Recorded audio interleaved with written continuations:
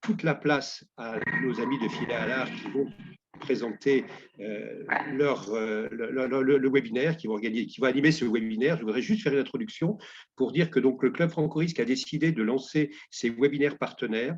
Et c'est donc le premier. Je rappelle, pour ceux qui ne le sauraient pas, que le Club Franco-Risque a vocation à 3 axes importants sur la zone de la francophonie pour développer le risque management. Nous avons donc 3 axes importants, 3 piliers. Un qui est l'information. Alors, l'information sur les risques et les assurances. Donc, ce webinaire rentre dans ce cadre-là, de cette information. Nous avons un autre axe qui est celui du conseil. Nous sommes en train de mettre en place une structure qui permettra d'apporter conseil aux entreprises et aux investisseurs qui souhaiteraient avoir un appui de risk managers expérimentés qui sont au sein de ce club Franco-Risque. Et nous avons un 3e pilier, celui de la formation. Donc, nous avons également décidé de lancer des programmes de formation à destination de la zone de la francophonie qui en a vraisemblablement et beaucoup besoin. Donc voilà, nos 3 axes sont l'information, le conseil et la formation. Alors, le Club Franco-Risque, il existe maintenant depuis une dizaine d'années. C'est une émanation quelque part de l'AMRAE dédiée à la zone de la francophonie. Notre vocation, c'est d'aider au développement et au support de la prise de conscience de la gestion des risques et des assurances dans cette zone. Nous avons un certain nombre de partenaires qui nous soutiennent, qui nous aident, et Filet Allard est un de ceux-là, un dernier arrivé. Nous sommes très heureux de l'avoir parmi nos partenaires, et nous sommes donc ce webinaire est celui de Filet Allard. Donc, je termine mon introduction pour laisser la parole tout de suite à Benjamin Boudot-Rimbaud et à Marie-Laure Seize Filet Allard qui va vous présenter, Marie-Laure Seize, qui va vous présenter donc leur sujet, c'est leur webinaire. Voilà, je vous laisse la parole. Merci Marc pour cette introduction. Et sachez qu'on est très heureux d'avoir rejoint le Club Franco-Risque ces dernières semaines pour accompagner justement toute une partie du risque management à travers la zone francophone. Alors, on va vous présenter aujourd'hui la partie du webinaire qu'on a voulu partager avec vous. Donc, je vais vous partager mon écran. Alors,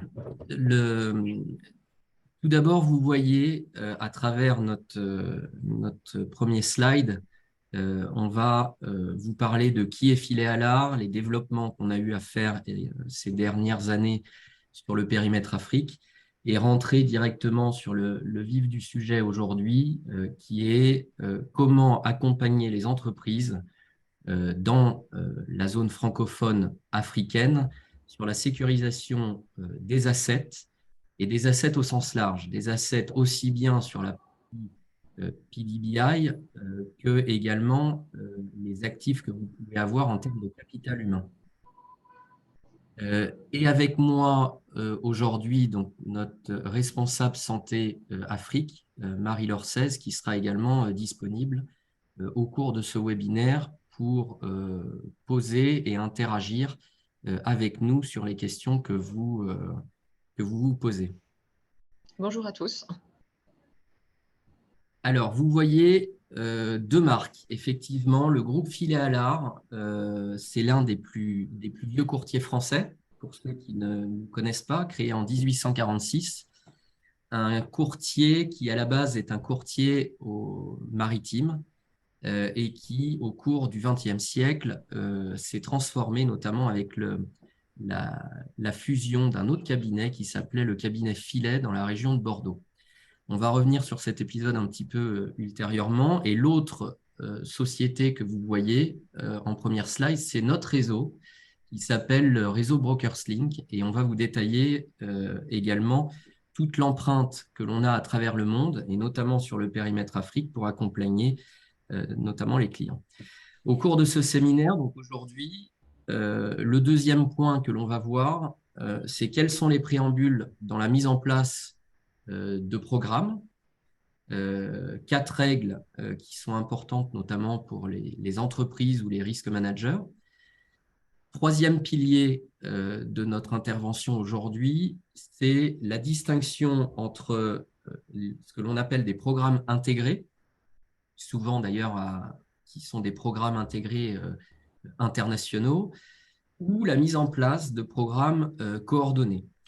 On va vous expliquer un petit peu les différences qu'il y a, les subtilités qu'il y a dans ces deux types d'approches, avec les impacts également que ça a sur le marché, au niveau du marché local, régional et international. Ensuite, lorsque l'on pense mise en place d'un programme, sécurisation des assets, un point qui est fondamental, c'est les rétentions, les capacités des compagnies d'assurance sur le marché local, mais également toutes les réglementations que vous pouvez avoir en termes de réglementation en réassurance sur des rétentions obligatoires sous-régionales ou alors des capacités que l'on peut chercher sur des types de risques bien particuliers sur le marché international. Donc, on va faire un petit focus sur cet aspect-là, notamment sur la zone CIMA. On va vous parler également des législations sur le continent africain, zone francophone, anglophone et le Maghreb. Et enfin, aborder un programme, c'est le point qui est en parallèle du point numéro 5, c'est notamment l'accompagnement des réassureurs, qu'ils soient régionaux ou internationaux, sur le continent africain. Et ensuite, on échangera, on sera libre avec vous pour échanger des éventuelles questions que vous vous poseriez sur la mise en place de ce type de programme. Alors, un petit rappel pour ceux qui ne connaissent pas notre groupe. Notre groupe est un groupe familial, indépendant, depuis 1846. On est à la 6e génération. C'est un groupe bordelais qui s'est beaucoup diversifié dans des secteurs d'activité, mais également dans différentes régions françaises et qui a continué son expansion au cours du XXe siècle pour aller sur des pays comme la Suisse, l'Espagne, l'Argentine et plus récemment, notamment Singapour et Hong Kong. Il faut savoir que le groupe Filet Allard, dans l'accompagnement que l'on a au niveau international pour nos clients, on raisonne beaucoup en hub, hub technique, ce que l'on va appeler hub d'excellence en interne, et qui permet d'être parfaitement en phase avec la mise en place des programmes pays par pays. Et donc, on chapeaute à travers le réseau BrokersLink, que je vais vous parler après, les différents pays pour la mise en place des programmes locaux. C'est un groupe qui fait partie en France des meilleurs ratings de la Banque de France. On place à peu près 1,6 milliard d'euros de primes sur le marché français et on génère 245 millions d'euros de revenus annuels sur le périmètre purement français. Alors, le groupe Filet Allard, rapidement, c'est un groupe qui est diversifié en secteur d'activité et qui est composé de 7 sociétés qui sont complémentaires les unes aux autres. Vous avez Filet Allard Corporate qui fait du risque d'entreprise, Filet Allard Africa, la holding africaine de laquelle on intervient aujourd'hui. Ensuite, il y a une autre société, Filet Allard Maritime, qui est très spécialisée sur toute la partie des commodities et du transport international.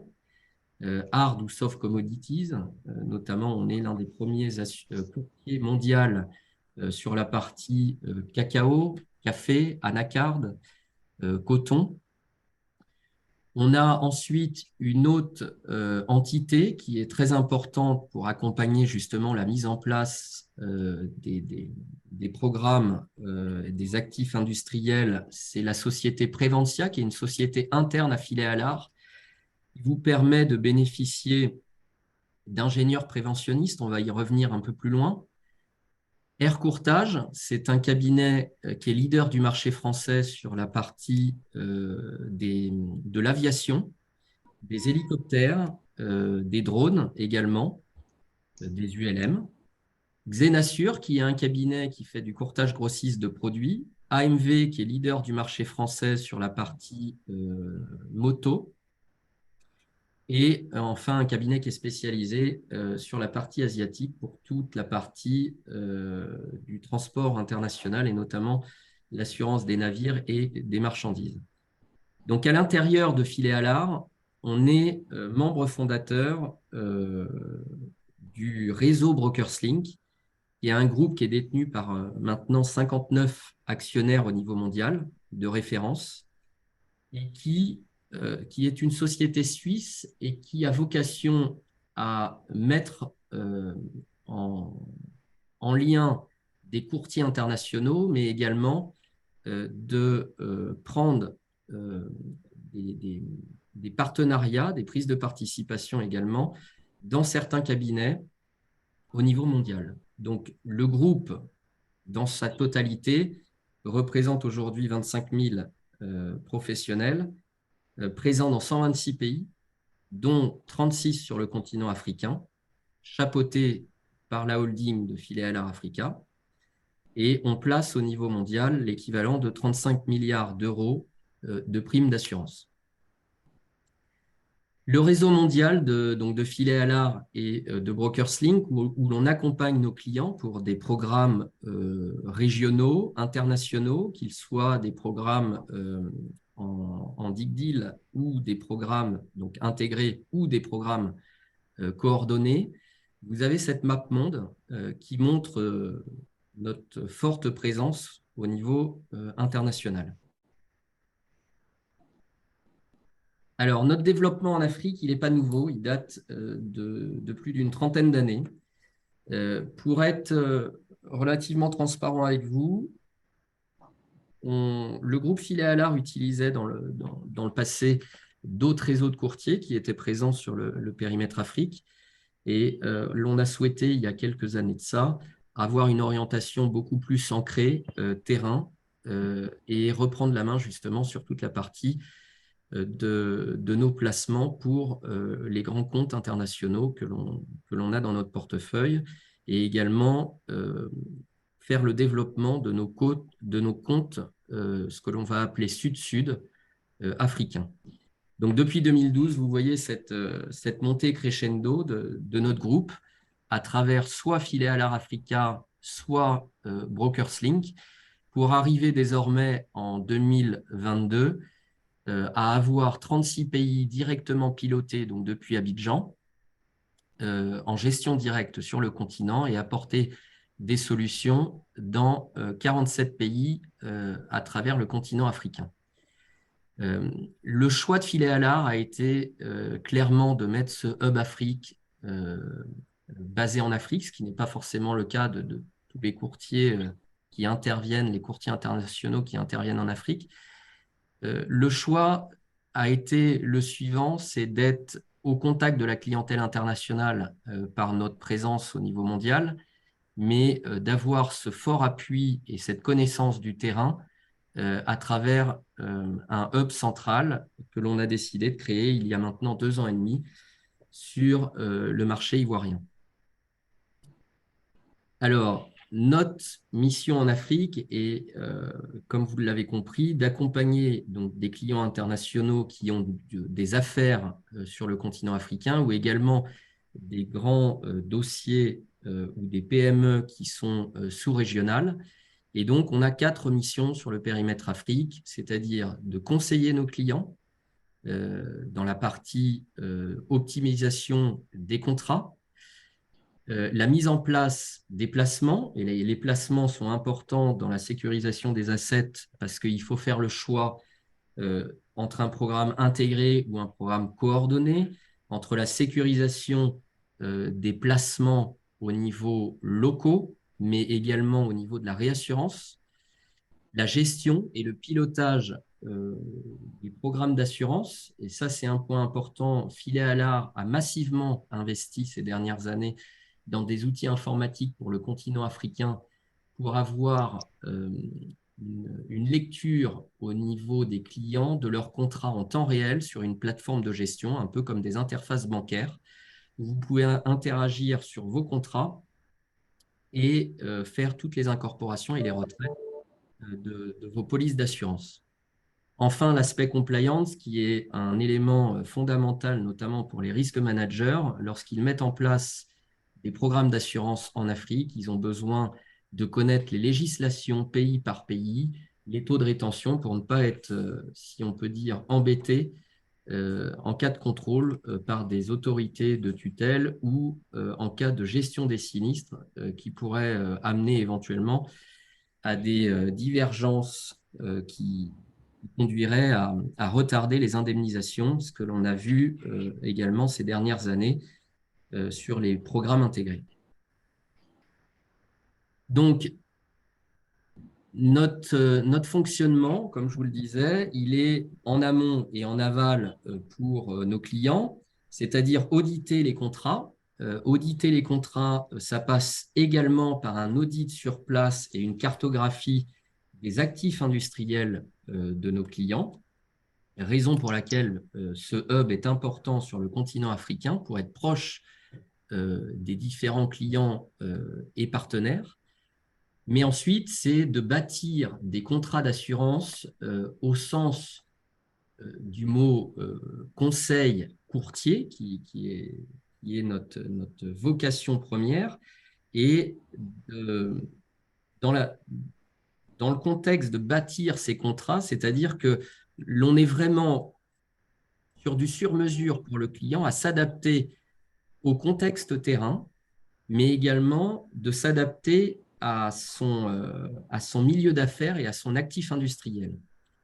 Donc, notre position en tant que holding technique et financière sur le périmètre Afrique est vraiment de rédiger nous-mêmes des contrats d'assurance sur les termes, clauses et conditions et de faire nous-mêmes une partie des tarifications pour ensuite négocier ce cahier des charges auprès des compagnies d'assurance, qu'elles soient locales ou régionales.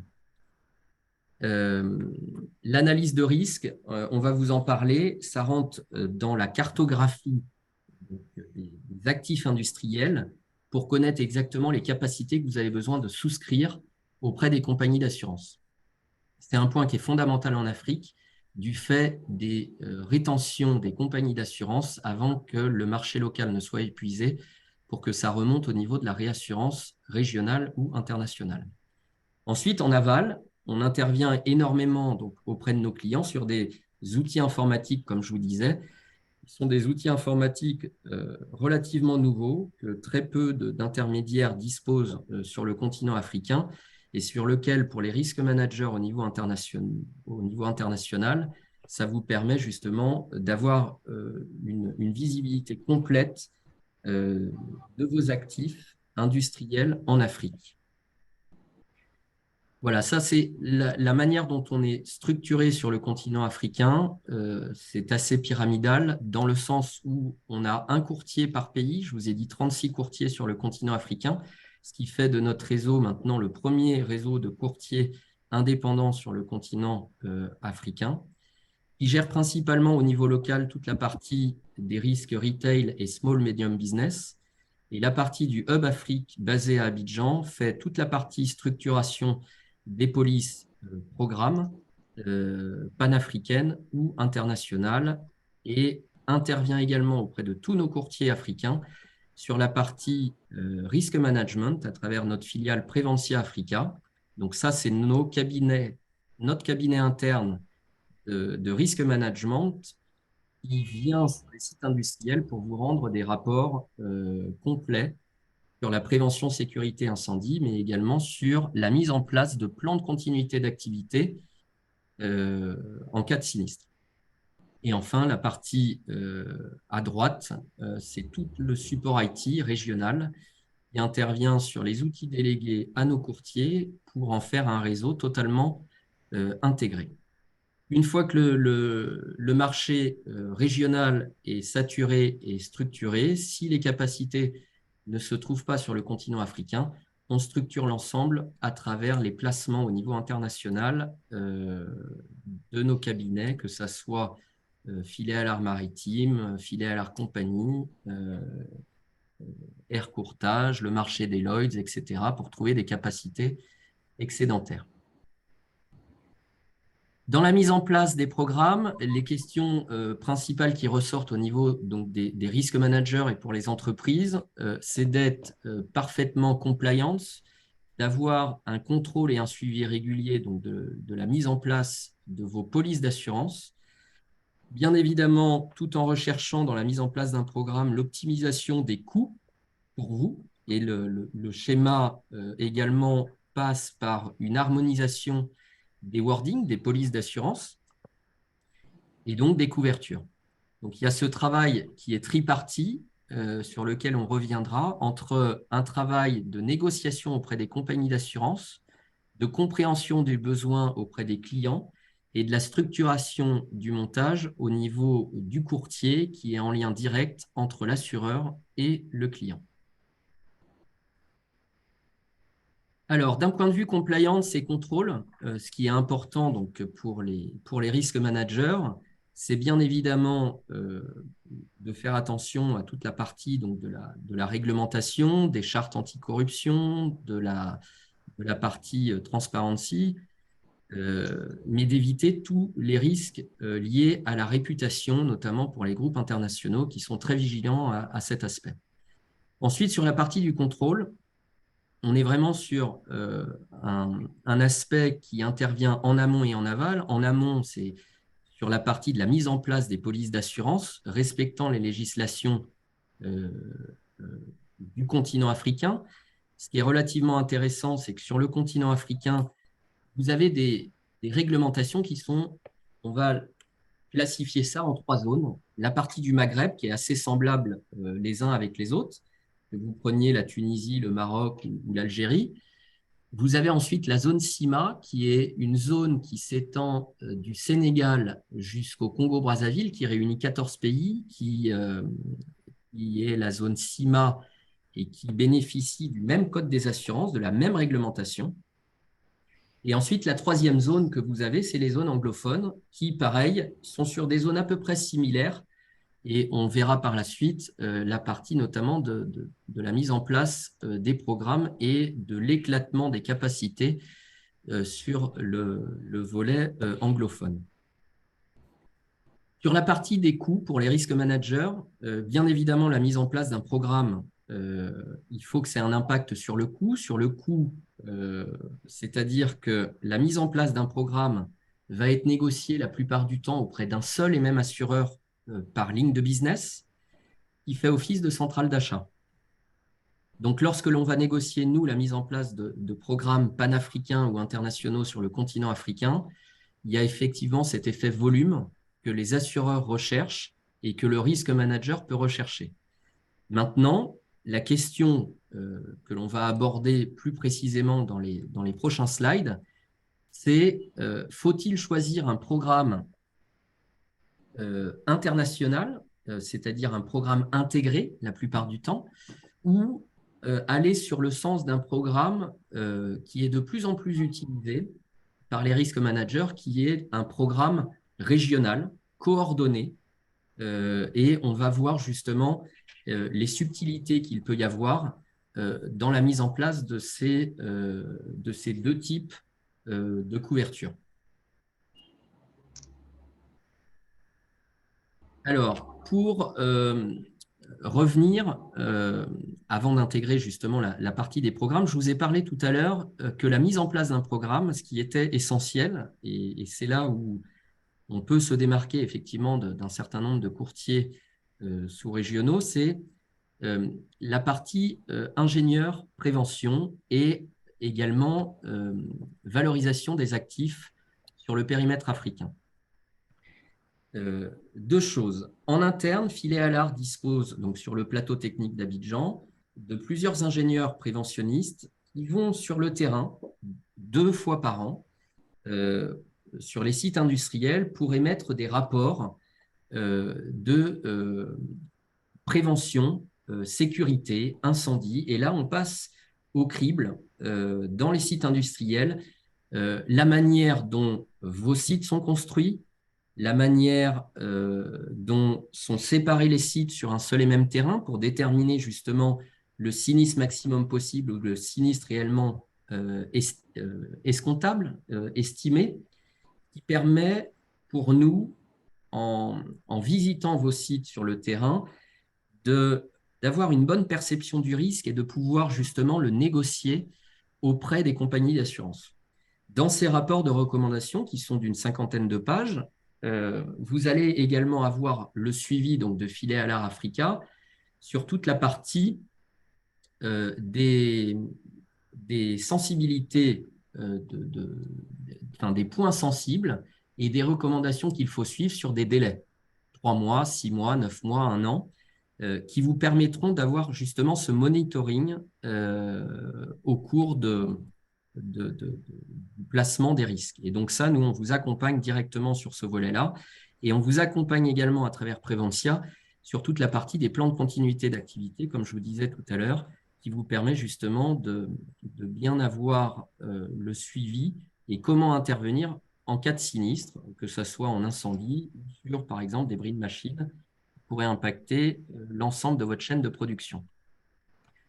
Ensuite, le deuxième volet qui est important pour nous, le groupe Filet Alar a passé 2 accords sur le périmètre Afrique avec Stellian, qui est un cabinet, qui est le premier cabinet maintenant d'expertise internationale, qui réunit à peu près 6000 experts dans le monde, et le cabinet Rouafrique pour justement valoriser les actifs en valeur réelle et non pas en valeur comptable. Pourquoi je vous dis ça ? Il est très fréquent dans les contrats d'assurance que l'on audite, ou quand on parle avec les risques managers ou avec les directions financières, de se rendre compte qu'en fait, les actifs industriels sont valorisés en immobilisation comptable avec des dépréciations année après année. Et donc, c'est facile pour un courtier de mettre des clauses dans le contrat pour racheter en valeur à neuf, mais il y a toujours des limites qui sont posées par les assureurs, ou alors pour faire sauter les règles proportionnelles de prime ou de capital. Sauf qu'en cas de sinistre, bien évidemment, on rentre dans le jeu des négociations de manière tripartite qui peut amener, souvent d'ailleurs en cas d'indemnisation, à des expertises contradictoires. Donc pour éviter ce type de problème, on a passé donc ces accords où Filet Alar prend jusqu'à 50% en charge de ce type d'expertise pour justement faire des cartographies en imagerie 3D et en valorisation des actifs industriels. Et ce que je vais faire, je vais vous passer une petite vidéo très rapide qui va vous permettre de voir la manière. Vous ne pouvez pas mettre ça. Les différentes animations.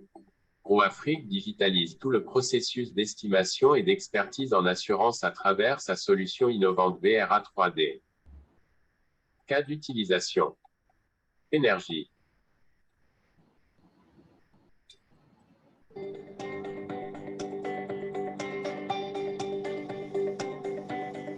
Industrie.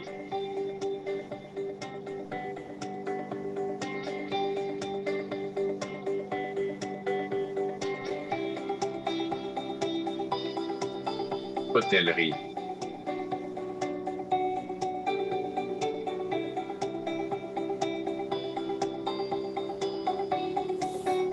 Immobilier.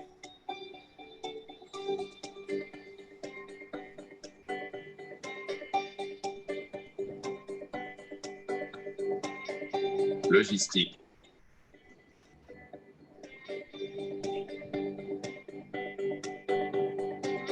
Transport. La solution VRA 3D synthétise les données spatiales et les images pour restituer une copie numérique 3D dimensionnellement précise de l'espace scanné.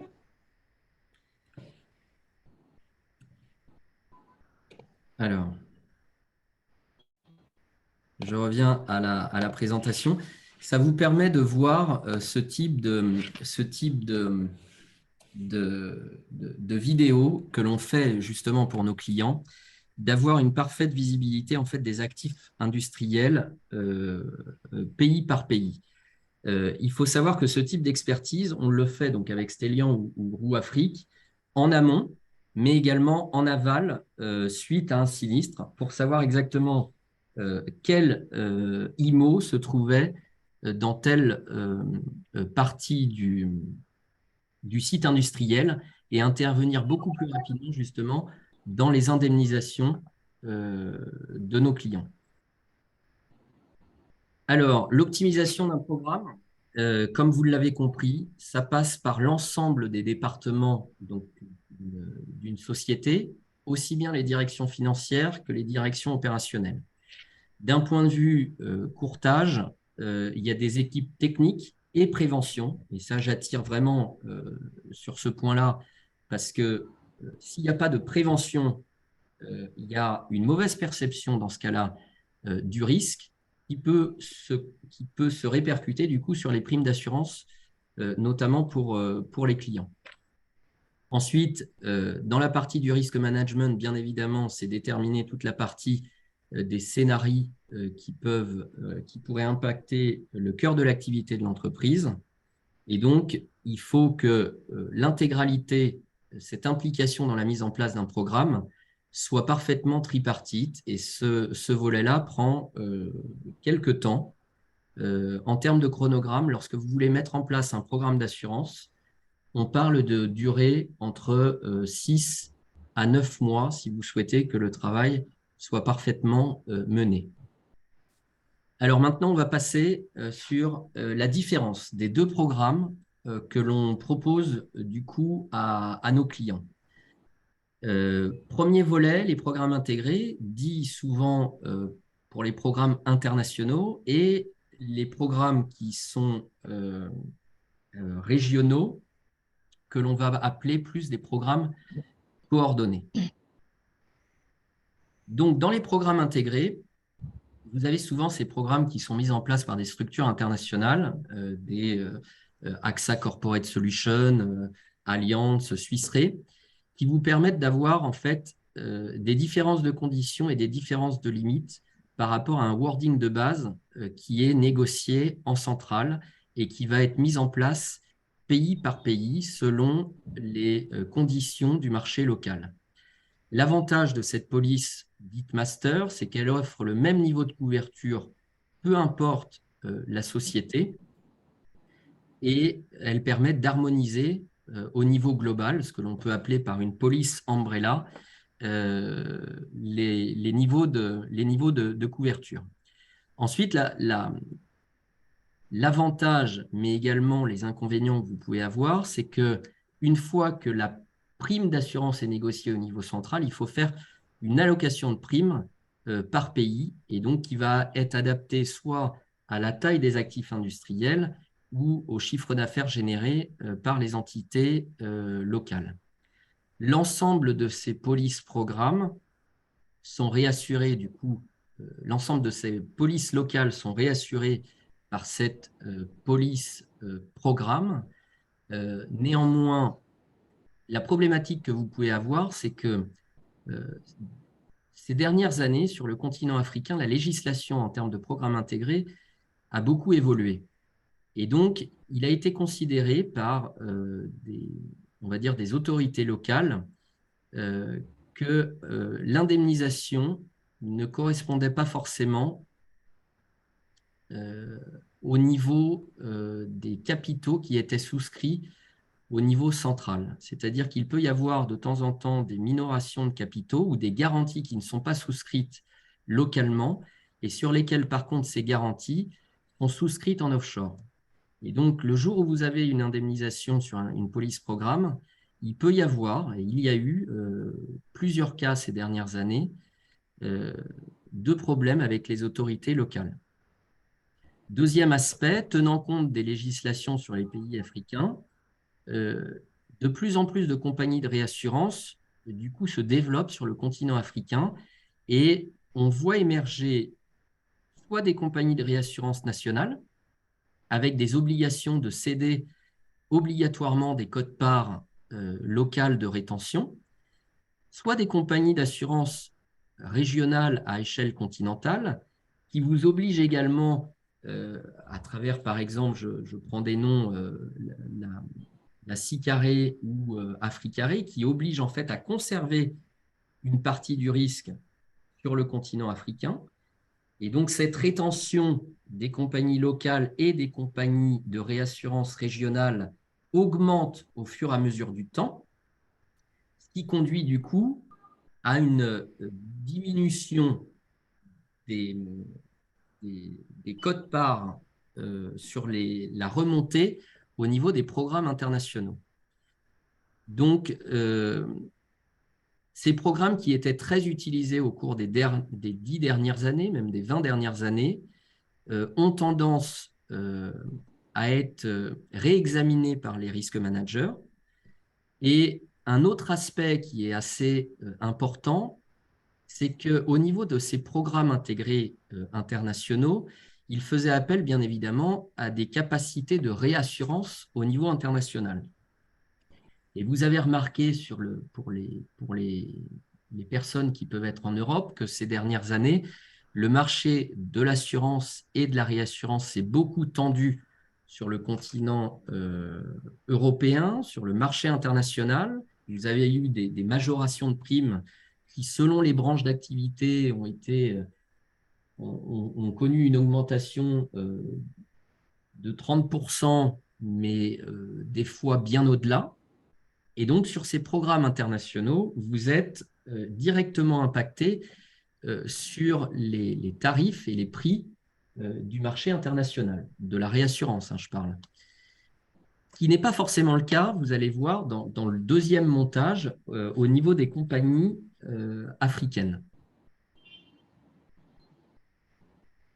Alors, on a essayé de vous détailler justement sur la partie de ces programmes internationaux en termes de couverture, comment c'était organisé. Donc, vous avez effectivement toute la partie des émissions des polices locales pour respecter les législations. Souvent, d'ailleurs, il y a une obligation de travailler sur des conditions générales du marché local qui sont des conditions des conditions générales qui sont déposées par les compagnies d'assurance auprès des directions nationales de chaque pays. Donc, on ne peut pas travailler avec n'importe quelle condition générale.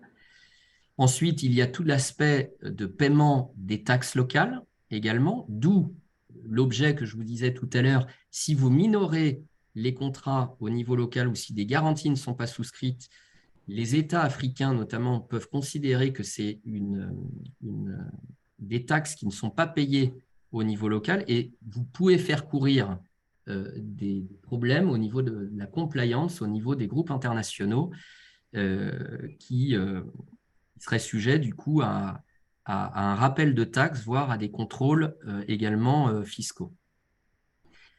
Au niveau de la mise en place de ces polices locales, on peut être amené justement à mettre en place ces programmes intégrés avec des captives au niveau international. Donc là, le schéma se complexifie un petit peu. On a ces mises en place qui sont faites notamment pour des multinationales qui ont leur propre compagnie interne, on va dire, d'assurance, pour résumer pour les gens qui sont moins dans le secteur des assurances aujourd'hui. Et enfin, il va falloir gérer sur la mise en place de ces programmes intégrés la partie éventuellement des coassureurs sur les marchés, notamment anglophones. Il faut saturer le marché local avant de faire appel à de la réassurance, ce qui fait que le nombre d'acteurs peut considérablement être important sur la mise en place de programmes intégrés sur le continent africain. Alors, le point numéro 4, les programmes coordonnés. Et là, vous avez une grosse différence sur le continent africain et c'est des programmes qui sont de plus en plus sollicités par les risk managers qui veulent isoler de leur police programme international le continent africain pour les raisons que je vous ai évoquées tout à l'heure, des législations qui sont de plus en plus avec des rétentions par pays. Deuxième aspect, on s'adapte au contexte pays, mais également aux actifs industriels des clients. Quatrième aspect, vous avez des assureurs sur le continent africain qui ont de plus en plus de capacités et de plus en plus également d'envie de souscrire des risques, chose qui n'est pas toujours le cas au niveau international. Je prends un cas après une analyse de par mes années africaines, mais l'Afrique, en termes de développement, c'est les 30 glorieuses que la France a connues dans les années 60. Vous avez des entreprises de transformation qui sont de plus en plus présentes. Vous avez des actifs, des actifs industriels de plus en plus forts par des compagnies africaines.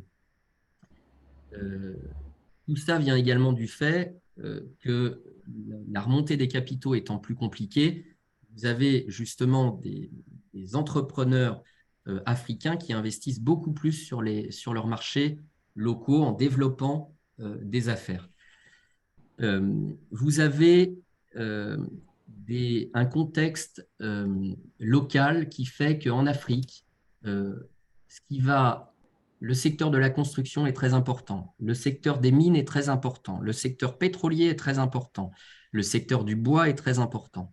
Et dans les politiques de souscription internationale que vous avez, vous pouvez vous rendre compte que certains assureurs internationaux ont cette difficulté, si on peut dire ça, de prendre en considération en fait le contexte de montée en puissance du continent africain, notamment sur les actifs industriels qui sont en train de se développer. Qui ne sont pas d'ailleurs toujours des actifs industriels récents, mais paradoxalement, qui d'un point de vue actuariel, ont des meilleures sinistralités que ce que vous pouvez retrouver sur le continent.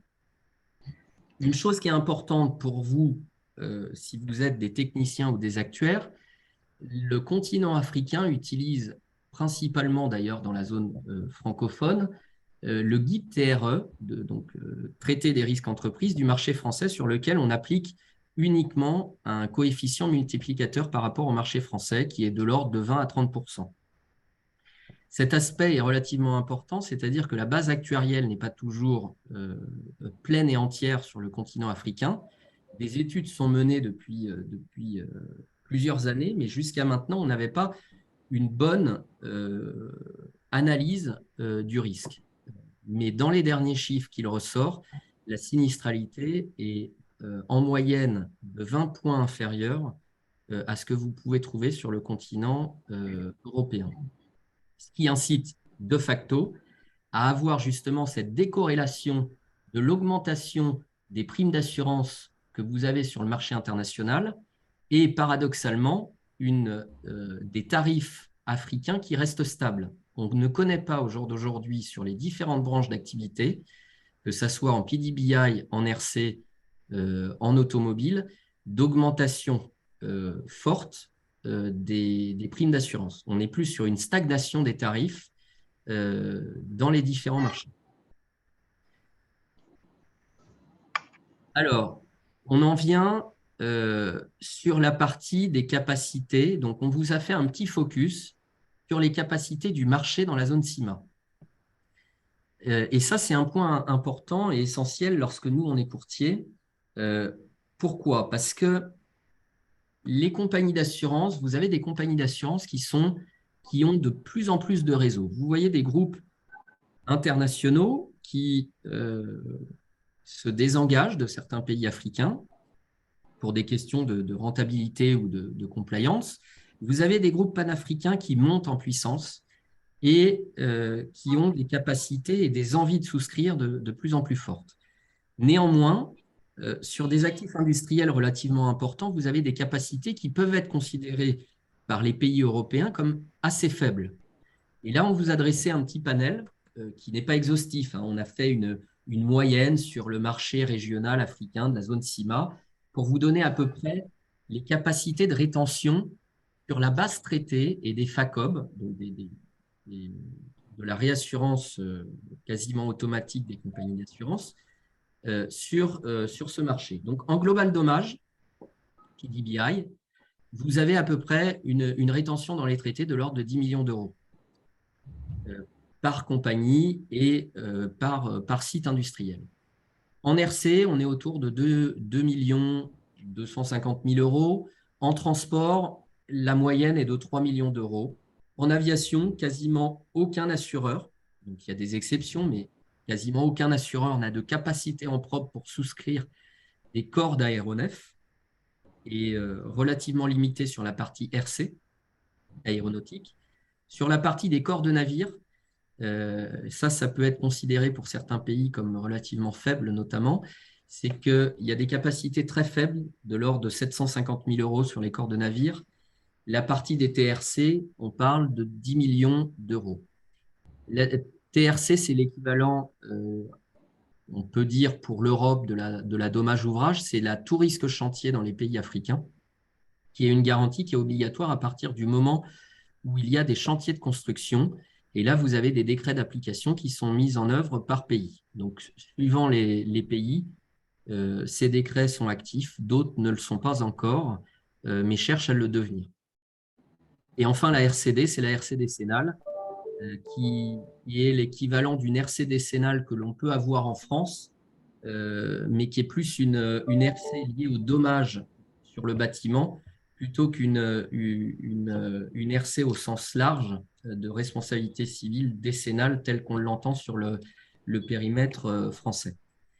À ces capacités, qui étaient des capacités traitées à peu près standards, depuis quelques années, de plus en plus de compagnies africaines ont souscrit des facilités auprès des réassureurs, que sont les FACOB, et donc qui permettent d'augmenter petit à petit la part des rétentions par les compagnies d'assurance locale. Il y a un plus, mais ce qui peut paraître pour également certains actifs industriels lourds, quand même assez limité, parce que si on prend le cas de la PDBI, on est sur à peu près, entre un cumul traité plus FACOB, de 17,5 millions d'euros. Si vous avez des sites industriels relativement importants, les capacités vont être trop limitées et vont de facto nécessiter la recherche de réassurance. Voilà, sur ce détail des capacités et aux besoins, on vous laissera les contacts justement de nos collaborateurs sur lesquels vous pourrez demander plus d'analyse sur les différents pays sur lesquels on intervient à travers Filet-Alard et BrokersLink. Alors, le réseau des sociétés d'assurance, ça c'est un point qui est fondamental dans la mise en place des programmes intégrés ou des programmes coordonnés. On vous a fait un scope assez rapide du réseau de chacune des compagnies qui sont des compagnies régionales. Donc, principalement, les compagnies régionales que vous pouvez avoir, vous en avez, on va dire, 7 qui ont un impact en termes d'empreinte géographique. On va vous les passer en revue avec justement le détail un petit peu de ce que chaque assureur propose en termes de programmes intégrés par type de branche. Tout d'abord, vous avez le premier réseau. C'est le réseau, un nouveau réseau qui est assez intéressant, qui est un réseau associatif de compagnies d'assurance. Il est dirigé par Dominique Billy, un ancien du marché, on va dire, africain, et qui regroupe en fait 54 assureurs sur le continent africain, plus après quelques extensions sur le Moyen-Orient, et qui vous permet de mettre en place donc, des solutions d'assurance à travers des compagnies qui sont maintenant regroupées à travers 4 réseaux sous-régionaux sur le continent. Donc, on vous a mis notamment la répartition entre du bleu foncé et du bleu gris qui correspond à des directeurs régionaux. L'ensemble de la structuration de la mise en place de ces programmes est structuré donc, par une équipe régionale qui est basée au Cameroun, mais également en France par l'équipe de Dominique Billy.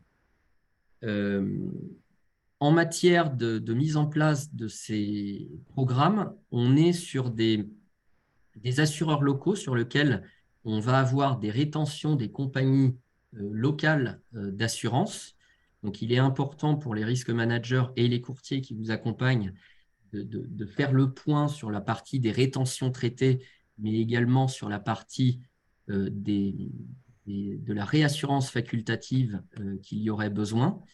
Et donc, on accompagne justement tout le réseau Amena pour les programmes que l'on gère sur le continent africain. Ce réseau a été créé il y a à peu près 4 ans maintenant. Voilà.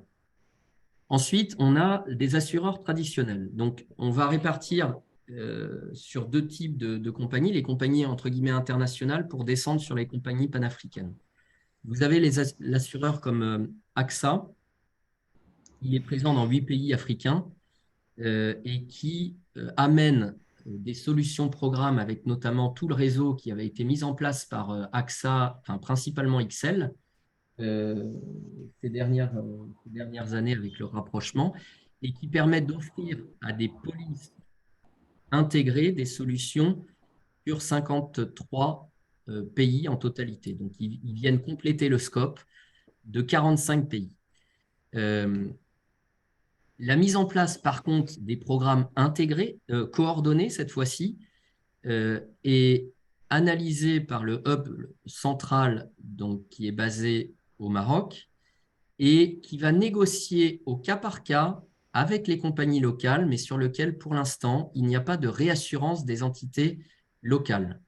Donc, c'est-à-dire que la mise en place de ces programmes, lorsque vous n'êtes pas en programme intégré, mais en programme coordonné, une forte partie du risque va être gérée au niveau des entités pays lorsqu'ils sont hors du scope de AXA.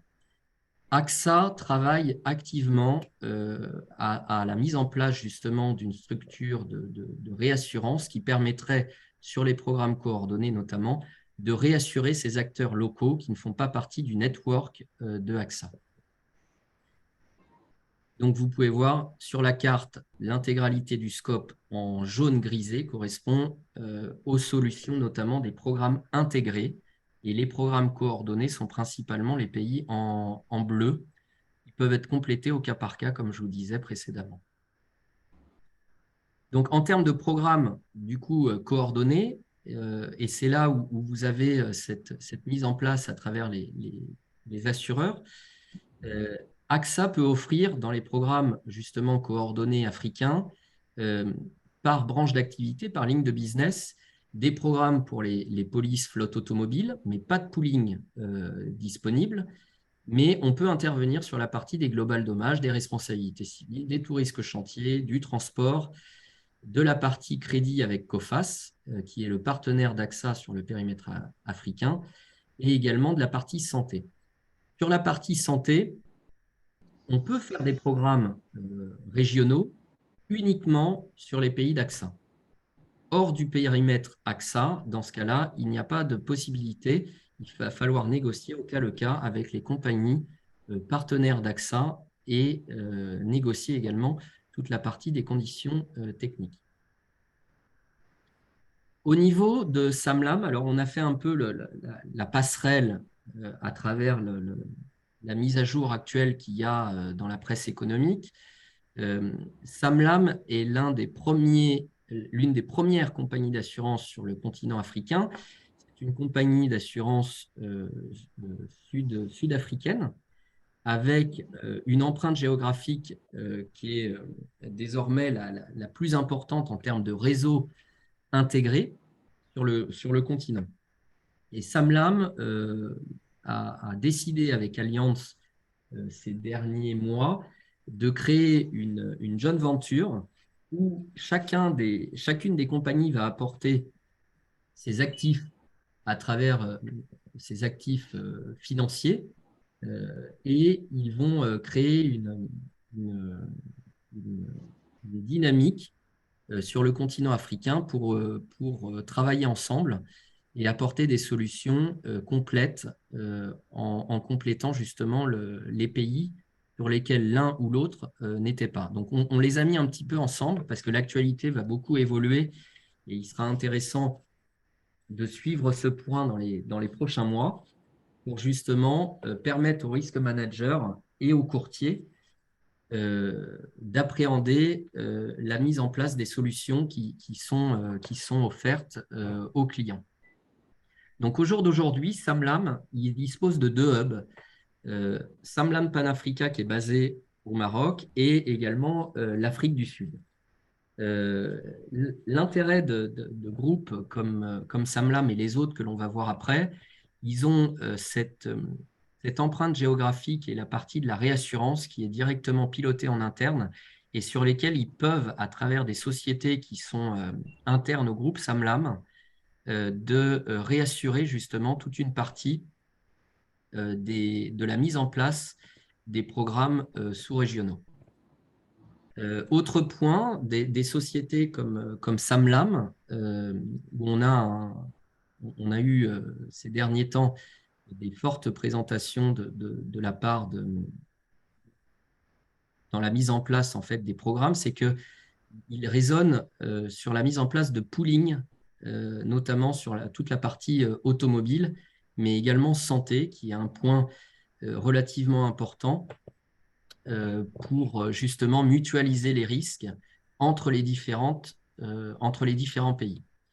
En termes de structuration, on est à peu près sur la même base, c'est-à-dire que vous avez la partie des programmes Global Dommage Responsabilité Civile, mais également toute la partie des tout risques chantiers, décennales et transports, qui peuvent faire l'objet de programmes intégrés ou des programmes coordonnés. L'intérêt également des compagnies, on va dire, traditionnelles, c'est qu'ils ont ce schéma interne de risque prévention que Filet Allard propose également pour accompagner sur le suivi de vos assets sur le continent africain, mais qui est uniquement un suivi en termes de prévention, sécurité, incendie, ou sur la partie agriculture ou green machine.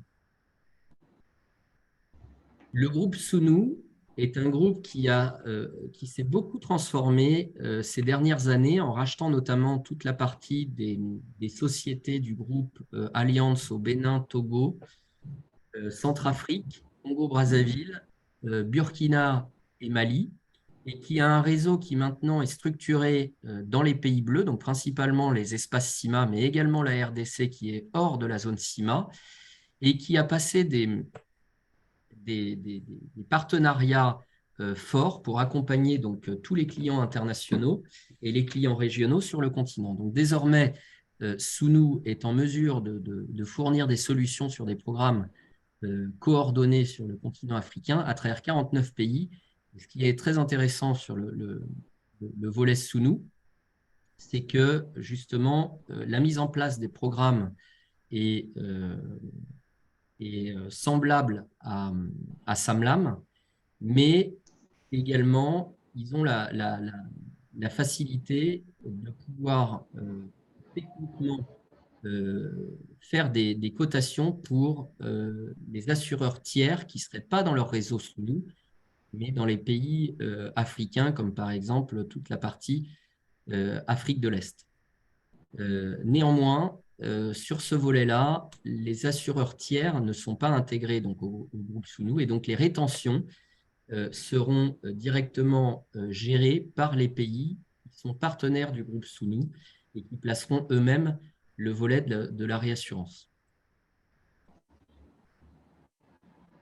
Autre société sous-régionale, le groupe Activa, qui est en même temps sous deux casquettes, un peu comme Filet Allard, si on peut dire, à travers Activa et le réseau Globus. Le réseau Globus étant un réseau qui permet de compléter le scope des présences pays d'Activa jusqu'à 49 pays sur le continent. Même modèle que le réseau Amena, c'est-à-dire que les pays hors Activa font l'objet d'une rétention locale et ils gèrent eux-mêmes le volet de leur réassurance, mais depuis quelques mois, Activa et Globus ont justement mis en place des solutions de réassurance régionalisées qui permet au risk manager et justement dans la mise en place des programmes d'avoir des solutions qui petit à petit s'intègrent dans le schéma de la réassurance. Donc, on est pareil sur la mise en place de programmes locaux, mais qui ne sont pas mutualisables entre pays, et de la mise en place des programmes Global Dommage, RC ou Transport, qui peuvent être des programmes qui peuvent être harmonisés dans les pays où Activa est présent, à travers des wordings également unifiés, mais également où Activa et à travers Globus peut techniquement demander à leurs partenaires d'intervenir sur les mêmes conditions que Activa à côté. Alors, on va passer sur la partie législation, sur le périmètre africain. On va aller assez en travers sur ces aspects-là parce qu'il y a beaucoup de législation africaine, même si la zone CIMA est semblable. On vous a fait un focus sur la partie donc, du Maroc, une partie sur la partie CIMA et une partie sur la partie des pays anglophones. En rappel, en termes de législation, vous allez avoir des capacités traitées, donc des compagnies d'assurance, qui sont pays par pays, compagnie par compagnie, qui peuvent être différentes. Donc là, on reste à votre disposition pour vous renseigner sur ces aspects-là. Ensuite, sur la partie des taxes, là, sur le Maroc, on a actualisé les taxes mises à jour. Il y a également des nouvelles garanties qui sont obligatoires, notamment comme les catastrophes naturelles au Maroc sont applicables sur certaines garanties et qui servent à alimenter un fonds étatique pour l'indemnisation des catastrophes naturelles sur la territorialité du Maroc. On est également sur des montages où il peut y avoir des frontings qui sont acceptés pour certains types d'affaires venant de l'international ou pour des garanties qui sont très spécifiques. Et enfin, toute la partie de l'intermédiation qu'il faut respecter lorsque vous faites appel à des courtiers internationaux qui n'ont pas de présence au Maroc, mais sur lequel vous devez passer par un intermédiaire localement agréé. Sur la partie de la zone CIMA, qui regroupe donc les 14 pays partant du Sénégal jusqu'au Congo-Brazzaville, les législations ont beaucoup évolué au cours des dernières années sur deux aspects principaux, c'est-à-dire article 13 du Code CIMA qui oblige les clients à payer leur prime d'assurance avant la prise d'effet des garanties.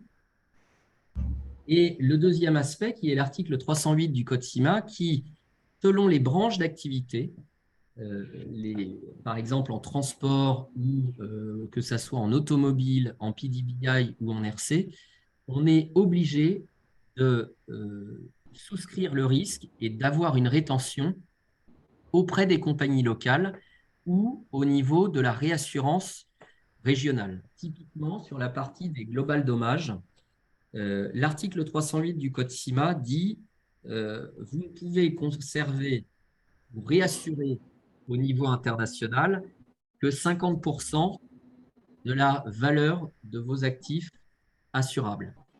Donc, le fait que les compagnies locales prennent et renforcent leur rétention locale, ce que l'on vous a montré tout à l'heure, va dans ce sens d'avoir des programmes qui sont de plus en plus coordonnés, de plus en plus terrain, plutôt que de programmes intégrés qui veulent absolument faire remonter le maximum de primes sur le marché international et qui peut être amené à discussion sur le volet de la compliance.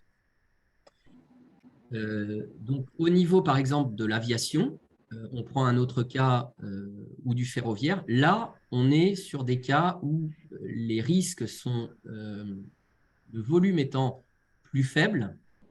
Là, dans ce cas-là, on obtient, à travers le Code des assurances, la possibilité de réassurer 100% en réassurance des actifs dans l'aéronautique ou dans le ferroviaire, des locomotives, par exemple, ou des trains, ainsi que les wagons. pour le réassurer sur le marché international. Tout ça a également un coût parce qu'il y aura toujours une émission par une compagnie localement agréée et des frais de fronting qui peuvent s'appliquer de l'ordre de 7 à 12% suivant les pays. Au niveau des pays anglophones, alors non, je complète, sur la partie des pays francophones, vous avez des réassureurs. Ils peuvent être des réassureurs nationaux comme la SG Serré au Gabon ou la Senré au niveau du Sénégal qui imposent des rétentions locales auprès des compagnies de réassurance locales sur lequel vient se greffer également sur lequel vient se greffer des réassurances régionales comme la SICARE ou Africaré qui prennent des quotes-parts sur le placement des risques au premier euro. Donc tout ça, c'est considéré pour certains comme des millefeuilles, mais sur lesquels nous, on a l'habitude de travailler pour que chacune des sociétés, que ce soit des compagnies d'assurance locale, des compagnies de réassurance locale, des compagnies de réassurance régionale, complètent leur quote-part sur le continent de ce qu'ils peuvent retenir avant que ça puisse passer sur éventuellement le marché international si les capacités n'ont pas été trouvées sur le continent africain. Le marché anglophone, quant à lui, est organisé de manière un petit peu différente que le marché francophone. Il est, on va dire, plus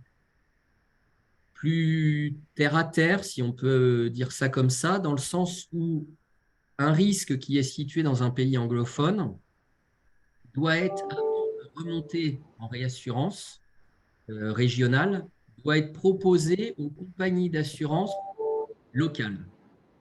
Cet aspect est à prendre en considération pour les risques managers ou pour les directions financières.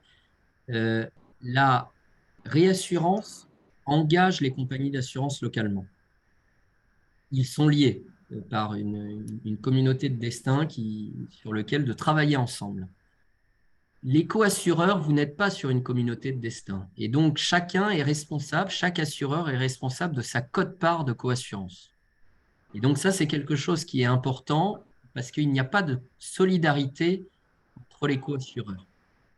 Donc, dans ce type de montage, c'est le rôle en même temps du courtier de vous accompagner sur ce volet-là, de sécuriser vos contrats et de négocier au plus juste le placement de vos co-assurances sur le marché local. Et enfin, vous avez des pays comme le Nigeria également qui font appel à de la réassurance qui peut être locale ou régionale. Au niveau des réassureurs que vous pouvez trouver, donc qui viennent compléter le scope des compagnies d'assurance locales sur le continent africain. Vous avez les réassureurs, on va dire internationaux, qui sont relativement connus, du type Hannover Re, Score, Swiss Re, Munich Re, qui interviennent sur les traités des compagnies d'assurance locales, mais qui interviennent également au niveau de la réassurance facultative pour compléter la sécurisation des actifs industriels donc de vos clients ou des risques managers qui placent leurs risques. Ensuite, vous avez des compagnies de réassurance africaines qui ont des ratings qui sont très intéressants ces dernières années, qui sont montés en puissance et qui vous offrent des sécurités financières équivalentes à des réassureurs internationaux du type Africaré, qui a un rating Standard & Poor's classé A. Mais vous avez également des sociétés comme la société de réassurance marocaine, la SCR, qui a des ratings et qui sont sur des ratings qui sont en même temps sur le même niveau de rating éventuel des États. Donc du coup, la SC, la société de réassurance marocaine est très bien assise sur le plan financier. Et enfin, vous avez des acteurs comme Kenyare, Ganare, Icare, mais également, je vous disais tout à l'heure, des réassureurs nationaux qui peuvent intervenir sur des compléments de placement euh, sur le continent africain. Voilà. Dans le support qui sera envoyé au Club Franco-Risque, on va vous mettre les rapports financiers actualisés à 2020.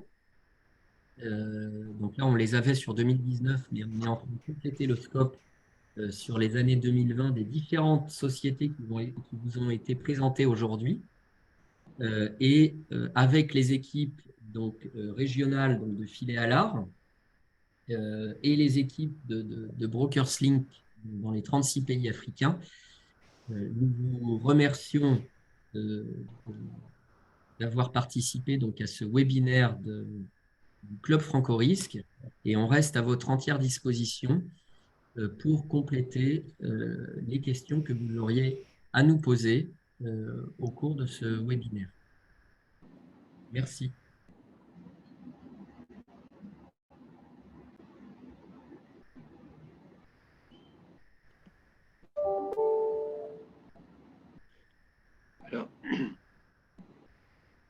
Alors, il y a une ou deux questions qui ont été posées sur les réseaux là, Oui. que l'on peut lire. Est-ce qui pourrait expliquer cette montée de rétention dans les pays africains, en l'occurrence dans la zone CIMA? Une question qui a été posée par M. Boubacar Koulibaly qui dit: est-ce qu'il est possible d'expliquer cette montée de rétention dans les pays africains, en l'occurrence dans la zone CIMA? C'est une question que je vois à l'écran. Et puis il y en a une autre. Ah oui, alors ça, c'est une petite correction à apporter. La cession légale de Sicaré et DEB 2,25%. Bon, Oui, voilà. il y a eu effectivement un changement il y a un peu plus d'un an, effectivement. Et donc, c'est une petite coquille qui a dû être faite sur le slide. Mais effectivement, la Sicaré a changé sa cession légale qui est à 2,25% sur les risques placés au premier euro, au premier franc, CFA. Exact. Ensuite, pour répondre à la question de M. Koulibaly, pourquoi la rétention dans les pays africains augmente. Je vous donne ma position qui peut être complétée par également les autres membres du club Franco-Risque. Je pense qu'au cours des années, les compagnies d'assurance africaines moi j'ai vu le changement en 15 ans. Il y a 15 ans, il y a 20 ans même, pardon, je lisais la question de M. Billy, mais on va répondre après. Il y a 15 ou 20 ans, si vous voulez, les compagnies internationales avaient des capacités traitées qui étaient relativement importantes, qui ont peu évolué, mais qui étaient importantes pour l'époque. Et ces capacités traitées, les groupes panafricains qui se sont constitués les uns après les autres, qui sont l'émanation d'ailleurs si vous prenez Activa, si vous prenez NSIA, si vous prenez Skidoo, les PDG de ces sociétés, c'est des anciens cadres de direction qui sortaient des compagnies comme AXA ou Allianz pour la plupart. Et qui du coup ont créé leur société, qui ont structuré leur société, qui ont racheté au fur et à mesure des années des pays sur lesquels des assureurs internationaux pouvaient se désengager. Donc il y a eu toute cette phase de transition et de structuration de ces compagnies d'assurance qui sont devenues désormais des compagnies d'assurance de premier plan sur le continent africain. Et donc, les rétentions traitées, les compagnies africaines ont appris de leur cheminement et petit à petit ont conservé de plus en plus de rétention, de risque. En gros, quand on parle de rétention, c'est le risque que l'on conserve.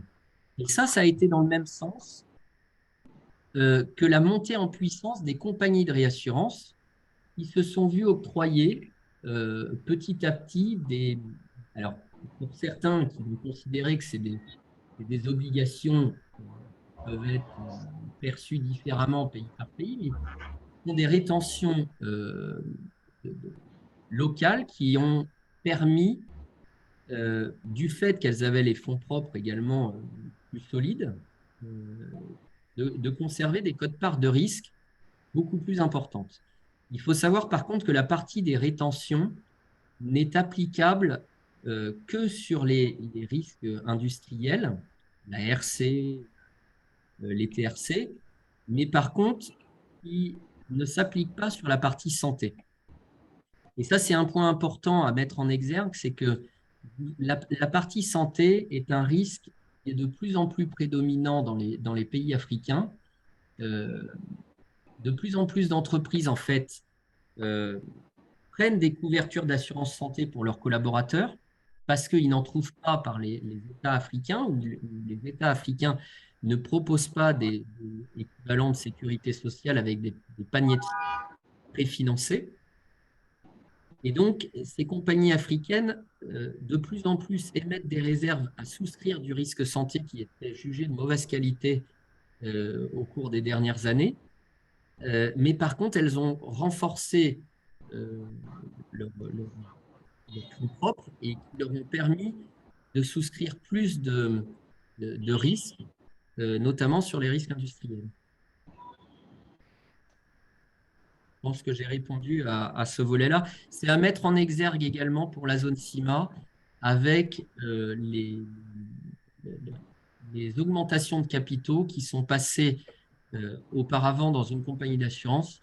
Les fonds propres de la compagnie d'assurance représentaient 1,5 million d'euros. Désormais, les compagnies d'assurance sont passées à peu près 4,5 millions d'euros et dans les années à venir, devront avoir un minimum de capital social équivalent à 7,5 millions d'euros. Je vais... alors, vous voulez prendre la parole, Marie-Laure? Non, non, j'ai cru que vous interveniez. Vous vouliez intervenir? Non, pas pour l'instant. Parfait. Et je crois qu'on est parfaitement dans notre objectif qui était d'apporter une information complète. Et là, vraiment, chapeau, parce que cette présentation était parfaite. D'ailleurs, ça fait partie des commentaires, puisque cette plateforme, c'est une plateforme d'échange. Le Club Francoris, c'est un lieu d'échange. Et je lis parmi les commentaires, il y en a un qui dit « Excellente présentation ». Je vois quelqu'un qui dit « Merci beaucoup ». Et des compléments d'information. Dominique Billy écrit « Précision Amena, nous tenons à disposition de ceux qui seraient intéressés à nos comptes annuels ». Donc, c'est bien ça notre objectif, c'est que ce soit une plateforme d'échange où on puisse partager nos connaissances, notre expérience. Et la présentation que vous avez faite, elle était complète. Et je n'ai pas d'autres termes. Quand on a décidé de créer le Club Franco-Risque il y a une dizaine d'années maintenant, j'étais moi chez Engie, je m'occupais de l'assurance du groupe Engie, je connais parfaitement ce sujet des programmes internationaux et depuis des années, on n'a de cesse que de dire il faut informer nos collègues risk managers sur programmes internationaux, programmes régionaux, la limite des programmes internationaux. Donc moi j'étais particulièrement attentif et satisfait de la façon dont vous l'avez présenté. Je ferai juste un tout petit mot de conclusion pour dire que c'était tellement complet que je ne rajouterai rien d'autre que de dire que c'est le lieu d'échange. Je veux dire, vous l'avez fait en qualité de courtier, vous avez présenté l'ensemble des assureurs et ça, c'est extrêmement intéressant pour nous autres risk managers, mais c'est ce lieu que nous souhaitons ouvrir à tous, à nos partenaires évidemment. Donc vous avez été le premier à le faire et je vous en remercie parce que c'est jamais simple d'être le premier à faire ce genre d'exercice.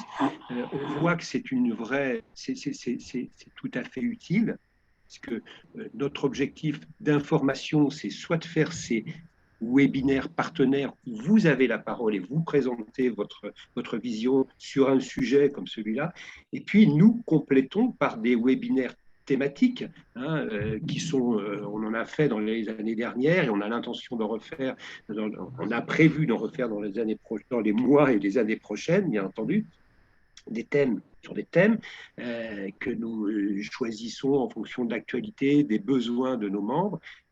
Voilà, donc c'était aujourd'hui ce premier webinaire partenaire et encore une fois, on vous en remercie.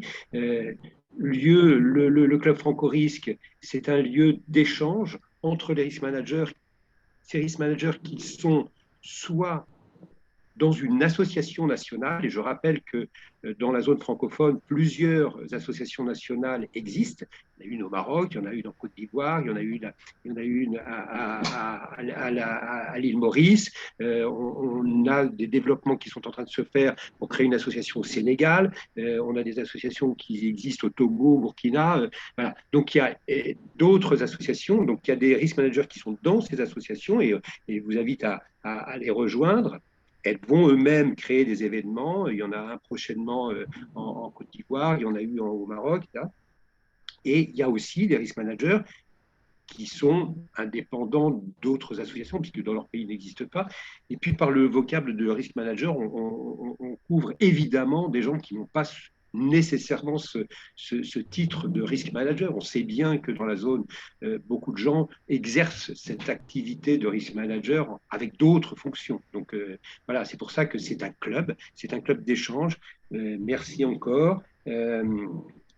Rejoignez-nous en allant sur le site du Club Franco-Risque.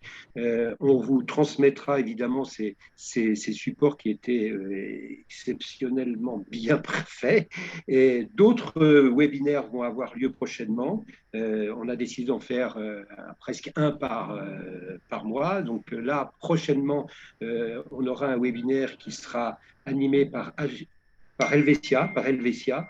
Et puis ensuite, on aura un autre séminaire qui sera animé par HDI, et puis d'autres vont venir dans les mois prochains. Voilà, je crois qu'on a fait assez bien le tour. Ah, je vois qu'il y a d'autres questions qui arrivent. On a encore 5 minutes, donc faisons le tour de ces questions qui apparaissent, qui prouvent. Je voudrais noter aussi qu'on a pratiquement eu une constance dans la participation. On a toujours pratiquement gardé le même nombre de participants, ce qui est bien parce qu'à 1h30 d'une présentation avec une seule personne, bravo Benjamin, parce que vraiment il faut tenir. Moi, je me suis caché, mais 1h30, c'est bien. Alors voilà, il y a d'autres questions, donc on va essayer de les passer rapidement. Je ne sais pas si vous arrivez à les voir aussi, Benjamin. Alors il y a encore des... quelle est la tendance de la tenue des risques industriels sur le continent? Ah oui, alors, je lis. Ah bah, il y a des gens qui... Il y a une question, Marc, a priori, il y a eu un petit couac à un moment, c'est que les personnes présentes, lorsque j'ai passé la vidéo sur la partie oui, on n'a pas vu ça. Valorisation, vous l'avez pas. Mais on vous transmettra un lien avec le partage du support. Parce que c'est très intéressant, vous verrez comment on fait de la cartographie des sites industriels en imagerie 3D.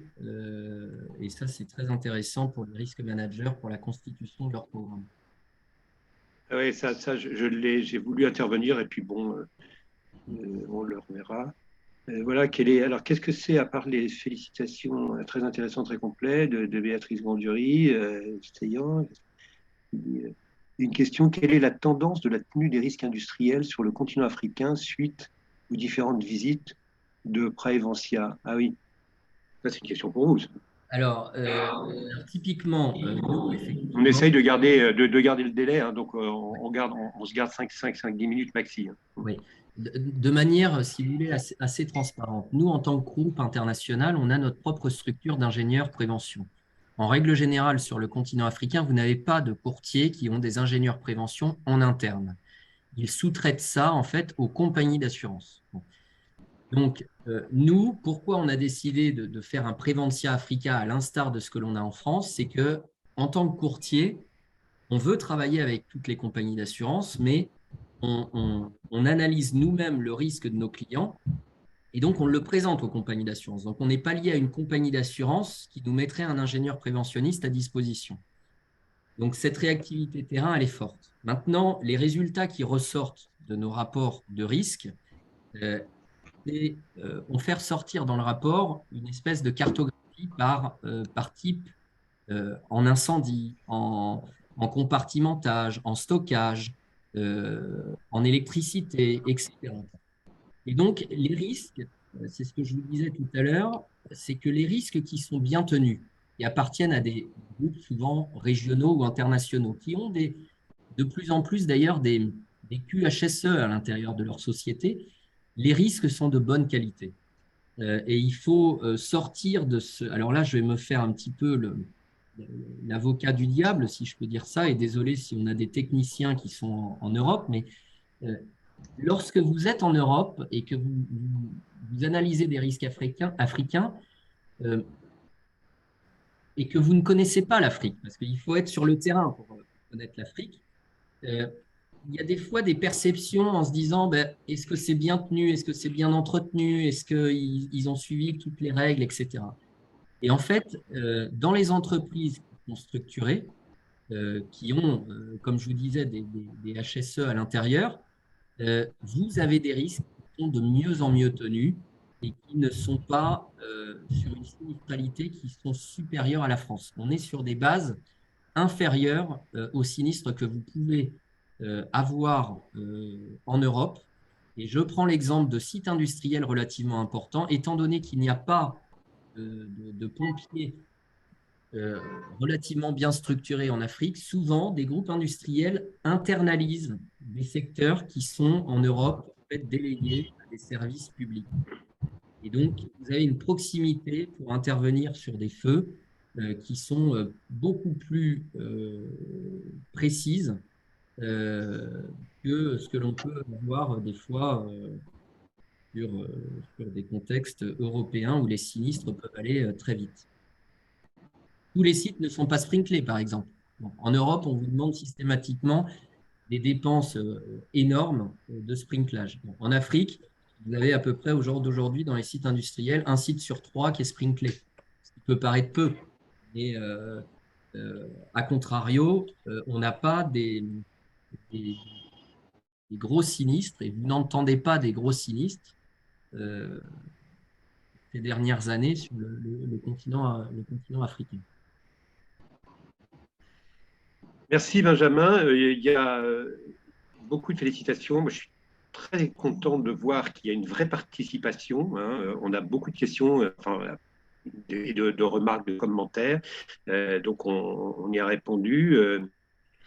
Il y a une remarque de Omar Bourhabi de Casablanca qui dit « Je vous félicite pour cette excellente présentation. À mon avis, le marché africain est en totale mutation et les sociétés françaises doivent être préparées pour assurer leur avenir dans ce continent. » Et ça, moi, c'est exactement pour ça qu'on a pensé qu'il était utile d'avoir ce lieu d'échange, le Club Franco, pour que effectivement, on prenne conscience de l'importance de cette mutation. Moi qui ai vécu ça de l'intérieur, je suis absolument convaincu de ça et vous avez parfaitement raison de dire, et je pense que cette présentation vient permettre justement aux sociétés françaises de prendre conscience de cette importance que vous venez de dire. Très important. Ça vous avez un Marc qui est important, c'est que vous voyez depuis quelques années maintenant des compagnies d'assurance qui se désengagent des marchés africains et des banques également, ou des courtiers qui, quand ils se font racheter au niveau international, quittent le continent pour des réseaux de compliance des fois, ou à travers des fonds d'investissement qui n'ont pas la même philosophie.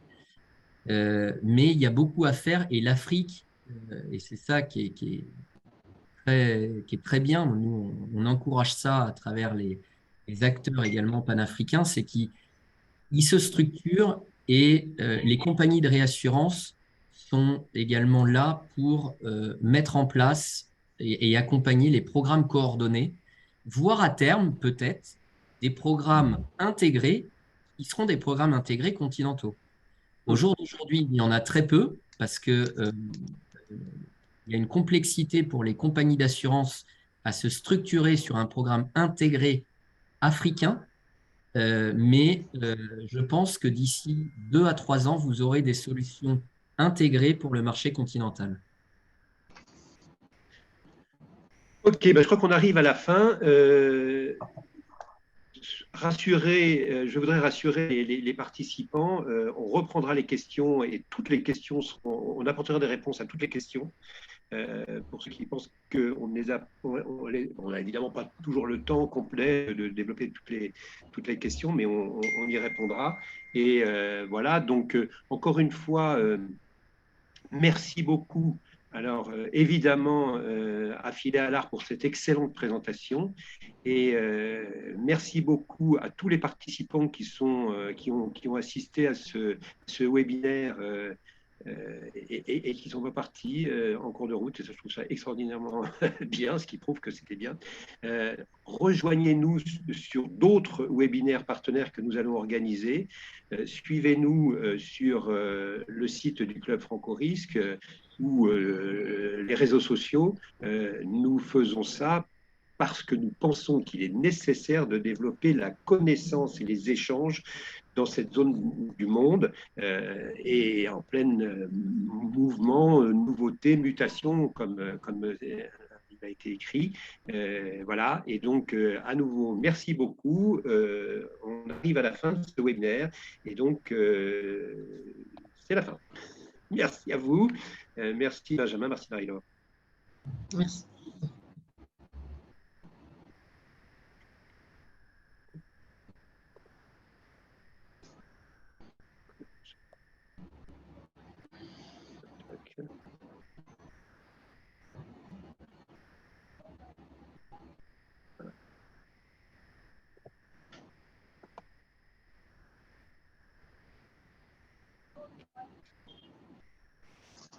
Je sais pas comment on arrête. Quelqu'un doit l'arrêter.